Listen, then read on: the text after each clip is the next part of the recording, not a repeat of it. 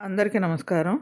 "கத்துக்கரவை கணங்கள் பலகரந்து செத்தார் திரளழியா சென்று செருச்செய்யும் குத்தமொன்றில்லாத கோவலர்தம் பார்க்கொடியே புத்தரவல்குல் புனமையிலே போதராய் சுத்தத்து தொழிமாரெல்லாரும் வந்து நின் முத்தம் புகந்தோ மகிழ்வண்ணன் பேர் பாடா சித்தாதே பேசாதே செல்வ பெண்டாட்டி நீ எத்துக்குரங்கும் పొరులేలోరెంబవై లేగదూడలు కలిగిన పాడి ఆవుల మందలను ఎన్నింటినో ఎన్నోసార్లు పాలు పితికి ఆ పనిలో నేర్పు కలిగిన వారు శత్రువుల గర్వాన్ని అణచడానికి స్వయంగా వెళ్ళి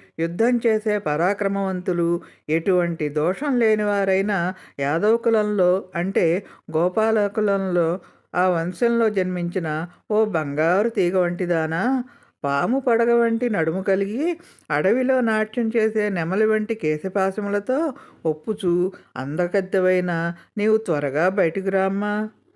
నీ చుట్టూ ఉండే చుట్టాలు చెలికత్తెలు అందరూ ఇక్కడికి వచ్చి నీ వాకిట్లో నిలబడి నీలమేఘశ్యాముడైన ఆ కృష్ణుని నామాలను పాడుతుంటే ఏ మాత్రం కదలకుండా ఒక్క మాట కూడా మాట్లాడకుండా ఇంకా పడుకొని ఉన్నావు.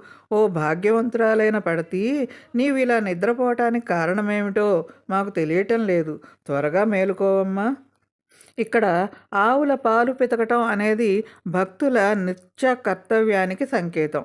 అంటే భగవంతుని సేవను ఒక క్రమశిక్షణతో నిరంతరం చేసేవారు అని అర్థం.